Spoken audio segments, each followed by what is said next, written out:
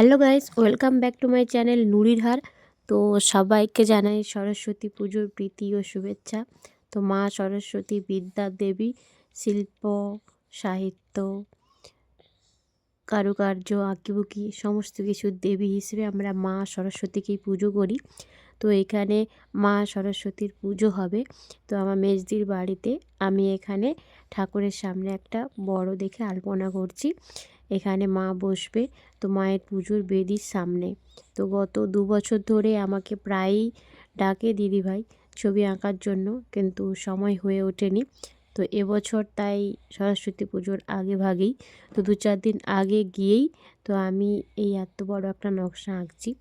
তো একটা আলপনা আঁকতে, এরকম বড় একটা আলপনা আঁকতে আমার 1 ঘন্টা সময় লাগে, কিন্তু এখন বাবু খুবই ছোট্ট, তো বাবুকে সামলানোর জন্য প্রায় 3 ঘন্টা সময় লেগেছে এই আলপনাটা আঁকতে। তো প্রথম থেকে শেষ অবধি পুরো ভিডিওটা দেখো, আশা করি অনেক ভালো লাগবে। আর আলপনা আঁকতে কারা ভালোবাসো অবশ্যই জানিও।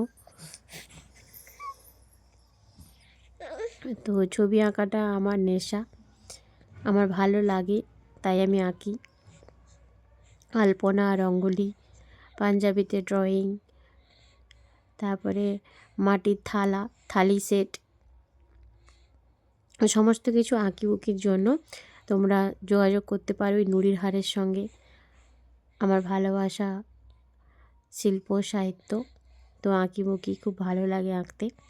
তো মাসিমা এখানে আমি নকশাটা আঁকছিলাম, টিভি বন্ধ করে আমার নকশা আঁকা দেখছিল, যে বলছে আমি ছবি আঁকাটা কিভাবে আঁকা হয় দেখছি।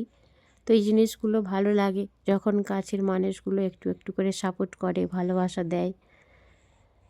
তো এটাই ভালোবাসা।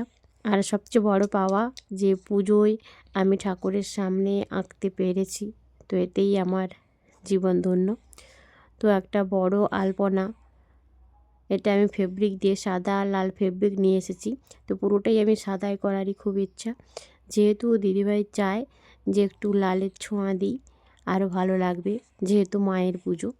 তাই আমি ভাবলাম ঠিক আছে, একটু লাল রং দিচ্ছি। তো এখানে সাদা দিয়ে প্রথমে কমপ্লিট করে তারপরে আবার একটু একটু করে লাল রং দিচ্ছি। তো আমার ইউটিউব চ্যানেল নুরির হার, যে কোনো আঁকিবুকির জন্য, মেহেন্দির জন্য যোগাযোগ করতে পারো নুরির হারের সঙ্গে।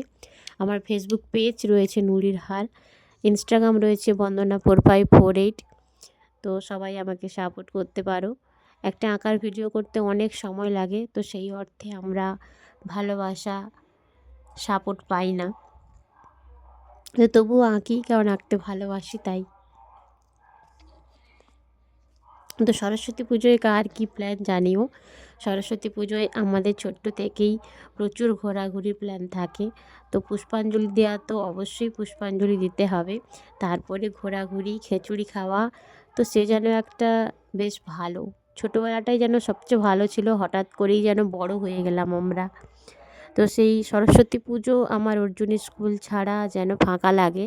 তো অর্জুনী উচ্চ বিদ্যালয়ে মাধ্যমিক দিয়েছি, জীবনের প্রথম 6টা বছর কাটিয়েছি। ছোট্ট ছোট্ট বান্ধবী, স্কুল, তো স্কুলের দিদিমণি, স্যার, তো স্কুলের সমস্ত ফুলবাগান, পুকুর পাড়, কুল গাছ, তো সমস্ত কিছুই যেন খুব টানে। তো সেই দিনগুলো সরস্বতী পূজায় সবার প্রথমে মনে পড়ে। তো মনে হয় আজও যেন সরস্বতী পুজোটা অর্জুন স্কুলেই কাটাতে পারি, কিন্তু বিয়ে হয়ে যাওয়ার জন্য তো সবাই আমরা আলাদা থাকি শ্বশুর বাড়িতে। কখনো দেখা হয়, কখনো দেখা হয় না, ফোনের মাধ্যমেই যোগাযোগ। তো সরস্বতী পুজোটা সে স্কুল জীবন ছাড়া যেন বৃথা, খুবই ফাঁকা লাগে। তো আমার বান্ধবীরা যারা এই ভিডিওটা দেখেছো, তো সবাই যদি থাকো, এই ভিডিওটা দেখে থাকো, কমেন্ট করে জানিও সেই ছোট্টবেলার সরস্বতী পুজোটা কেমন ছিল। হঠাৎ করেই যেন আমরা বড় হয়ে গেলাম, ছোট্ট ছিলাম যেন উত্তেজনা ছিল সরস্বতী পুজো। এখনও উত্তেজনা আছে একটুখানি, তবে অনেকটাই হালকা হয়ে গেছে। তো বলতে বলতে, গল্প করতে করতে আমার আঁকিবুকি শেষ। তো কেমন লাগলো সবাই জানিও। রাত্রি হয়ে যাচ্ছে, তো আজ এটুকুই। সবাইকে সরস্বতী পূজার শুভেচ্ছা। ভালো থেকো, টাটা।